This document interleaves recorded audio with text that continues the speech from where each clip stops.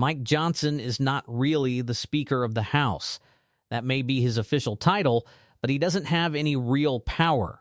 Not only because his majority is the narrowest we have ever seen in the history of Congress, but also because in some cases he has voluntarily handed that power over to Donald Trump. In other cases, it has simply been taken from him. And that is exactly what Donald Trump has now done. In the middle of a chaotic meltdown as he faces the possibility of defeat in the upcoming midterms, Donald Trump has announced that Mike Johnson is losing his job.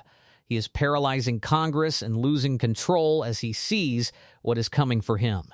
It is a complete disaster and the end of his presidency as he knows it. Donald Trump said it. Mike Johnson said it.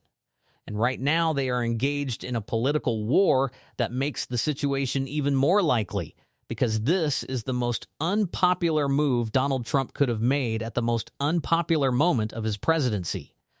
That is why Donald Trump is shutting down Congress, showing us what may come next as he tries to claim even more emergency powers. But it all begins with Senator Chris Murphy pointing out just how unpopular Donald Trump's illegal war is right now, because that explains why Donald Trump is paralyzing Congress and telling Mike Johnson that he no longer has a job. The administration is reportedly weighing Congress to approve an additional $50 billion in funding for these operations. You have said you're a hell no, not just a no, on funding the war. We have seen this movie before. We know that that vote will be cast as, especially if you run for higher office, you voting against the troops. Oh, come on. I mean, the American people don't want this war. They don't want this war. They have seen what happens when American troops go into places like Iraq, places like Afghanistan. Ultimately, we get a lot of people killed. We waste a lot of dollars. The one thing the American people are clear about is that they do not want the United States dragged into another long-term war in the Middle East. If you support the troops, then you should be voting against funding this war so that we get our troops out of harm's way. Virtually nothing good happened from sending thousands of Americans to die inside Iraq in the 2000s. And if we don't learn that lesson, then shame on every single one of us. I'm so tired of hearing Republicans say they didn't vote for this, or that they believed Donald Trump when he said there would be no new wars. You're dumb. Just say it. You're allowed to say it. You're idiots. If you voted for Donald Trump and trusted that a man who spent his entire life lying, cheating, and scamming people would suddenly be honest with you, oh, you thought you were the exception. You, the voters, were the exception in 2024 when Donald Trump finally decided to start telling the truth. No. You would be distracted by jangling keys for 10 hours. You would believe anything Donald Trump says, and clearly, you did. So don't come to me with, I didn't vote for this. Most Republicans, now over 60%, support Donald Trump's war, even though they said they were against new wars. These people are foolish. They're gullible. They're in a cult. I have no sympathy for you. You supported this. You went along with it, especially the podcasters. But there are some who are now breaking with Donald Trump. People for whom I didn't vote for this really means I'm not going to vote for this a second time. That's exactly why Donald Trump is trying to consolidate his power by preventing elections. That's what the SAVE Act is about. And if you don't know why that law is so dangerous, I want to explain it before we get to how Donald Trump is using it to shut down Congress.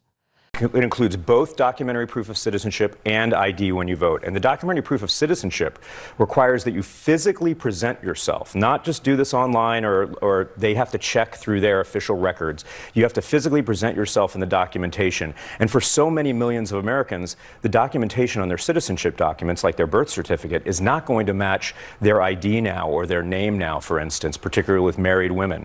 And so this is a real challenge. And the idea that we're going to make people show their papers repeatedly. When government could just get its act together, they already have the documentation. Most of us, when we go into the DMV and get a real ID in particular, most of us are presenting proof of citizenship. DMV already has that. Why isn't government using that to work better for us rather than forcing us to continually present ourselves physically and show our papers? Donald Trump knows he cannot have successful midterms without cheating, stealing, or stopping them altogether.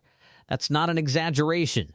Those aren't Trump's own words about the 2020 election or 2024 or the midterms. That is simply the truth of what is happening right now. And Donald Trump knows it. He knows how unpopular he is. He knows he has to stop elections. He wants to nationalize them. And in just 15 states, I wonder which 15 those might be. But it wouldn't surprise me, and I've actually heard this from many members of Congress, if Donald Trump were to claim that there will be a cyber attack from Iran or one of our other enemies, and therefore our ballot boxes are not safe, they cannot operate online, we need paper ballots hand-counted on a single day, and Trump decides who is allowed to vote on that day.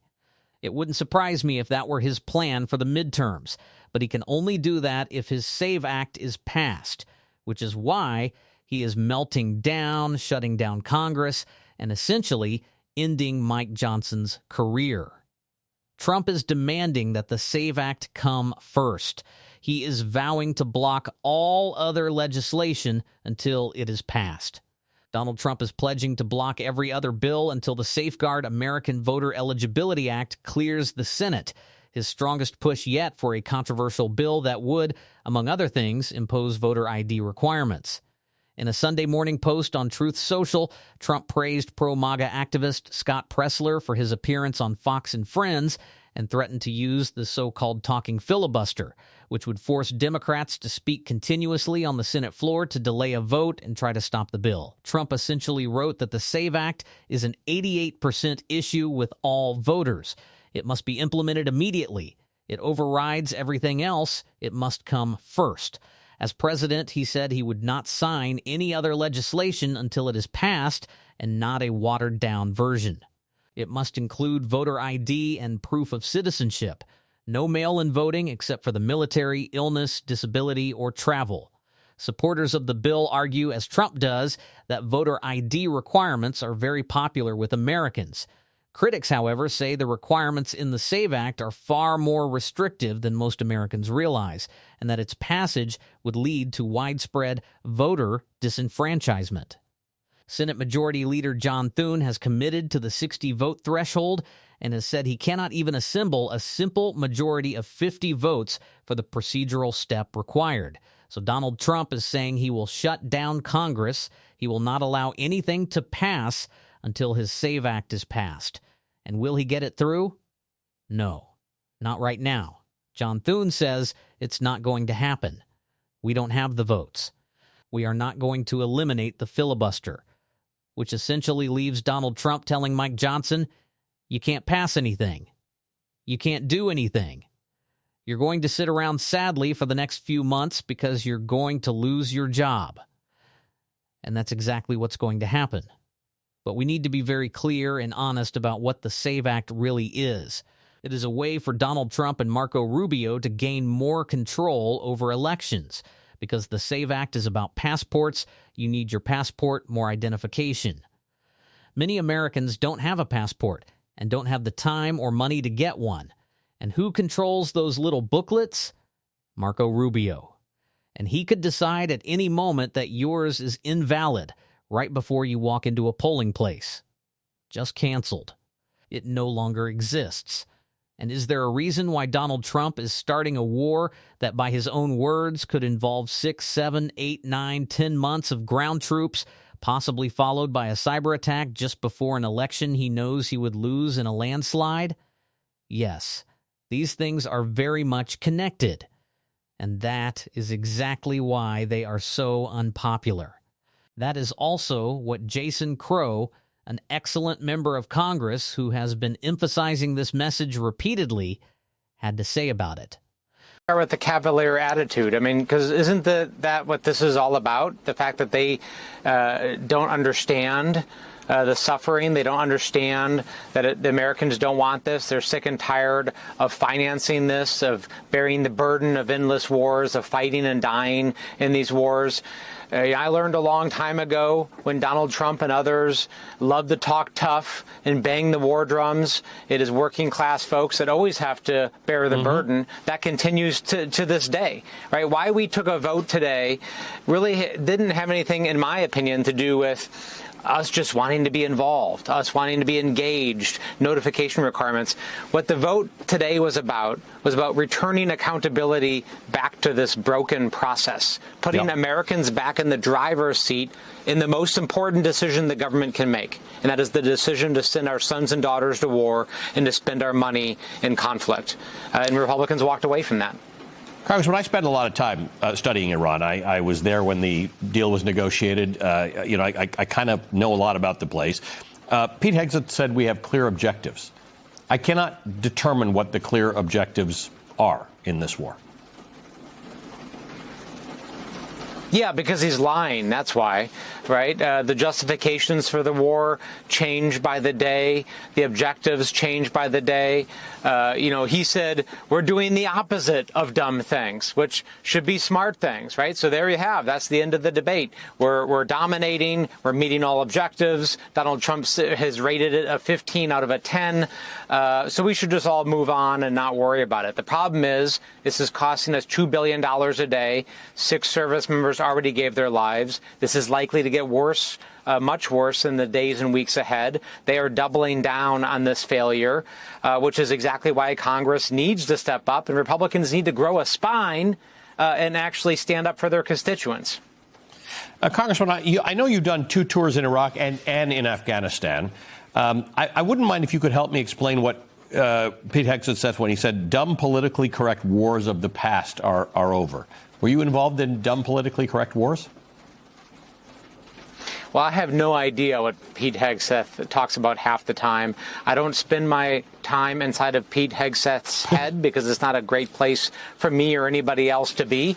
But listen, he deployed in these wars, and he took something very different out of that experience than I did.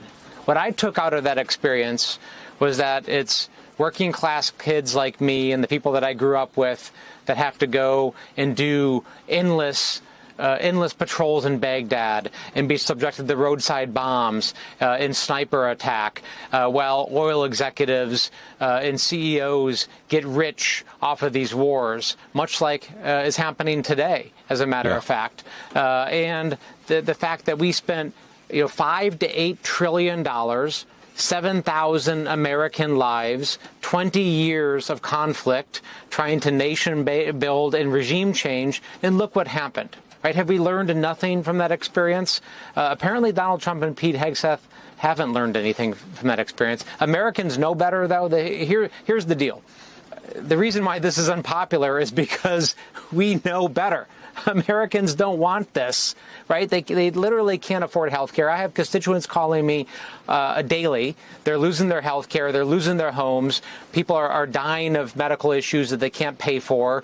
Our infrastructure is crumbling, and Donald Trump is spending $2 billion a day and counting on another endless conflict in the Middle East. It's not just important to talk about how useless, illegal, and unnecessary Donald Trump's war against Iran is, but also how closely it is connected to the other aspects of this administration that people despise so much.